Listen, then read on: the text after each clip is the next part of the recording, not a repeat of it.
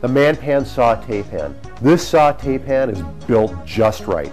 As you can see here, it has a wide bottom, which allows for maximum heat conduction, and these curved sides are perfect for gentle turning as you saute.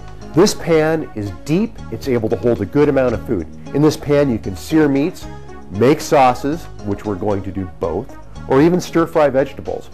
Right now, I'm going to show you how simple it is to sear a steak. We start by wiping the pan with a little canola oil. This will help with the non-stick nature of the pan. We put it right on the heat. Next, we're going to season the steak. And how we're going to do that is we've got a little bit of olive oil here with your favorite rub. Go ahead, get your fingers in there, mix it around. And we're going to drizzle a little bit on top there, like that. We're going to rub it into the steak. So there we go. And I'm going to put that steak right in the pan. There, we're going to let that cook for about 3 minutes on each side. The searing of the steak seals in the flavor, and then we're going to let those flavors all gel in the oven here in a few minutes. Now it's cooked for about 3 minutes. We're going to go ahead and flip this steak. See how it looks? Oh, perfect. That's exactly how you want it to look. The flavor's been seared in on that side. We're going to work on the other side for another 3 minutes. Again, this panel is not even close to being hot. It's room temperature, maybe even a little bit cooler. Who knows? This pan is extremely durable. You can see I've got these tongs that have the rubber tips on them, but you don't need rubber tip tongs. You could use metal tongs. You could use whatever you wanted to use. You could use a garden rake and you're not going to hurt this pan. I'm going to go ahead and turn this pan completely off, the heat to the pan. This thing's going to hold the heat. Look at that. It's still cooking away. There's no flame here, but it's cooking. Try that with any of your other pans. Now we're going to do something that you probably can't do with your pans at home right now. We're going to take this entire steak in the pan, stick it in the oven. We've got the oven set for 350 degrees.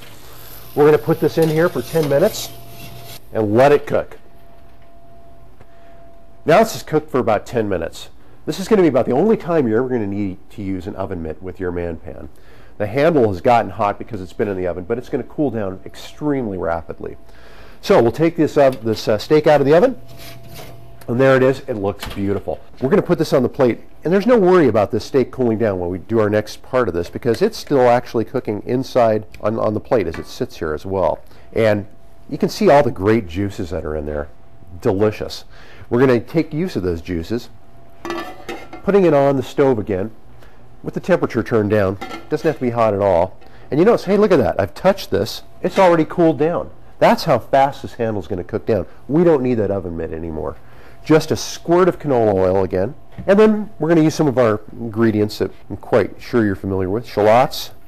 Let those cook up a little bit. Let's go ahead and put some mushrooms in there. Let those cook up. Okay, now look at this. Look at how beautiful those mushrooms and shallots look. The next step is we're going to turn this up, and we're going to add some wine and some chicken stock.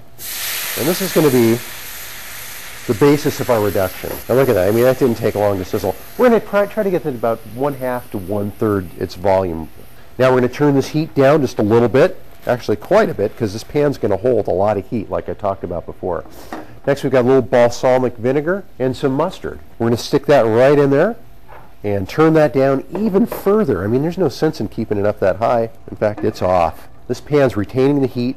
It's still cooking. This is going to taste so good. The smell of the balsamic vinegar and the mustard perfectly complement each other.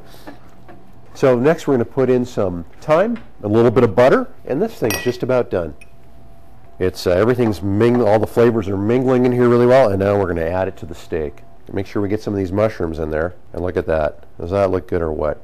Looks great with the fries. And here you have a delicious seared steak with sauce. It looks great. One pan cooking. We went right from the range to the oven, back to the range, let the steak sit here, use the same pan to reduce the sauce. The Man Pan Saute Pan. Versatile, a delight to use. So go ahead, make yourself some great tasting food.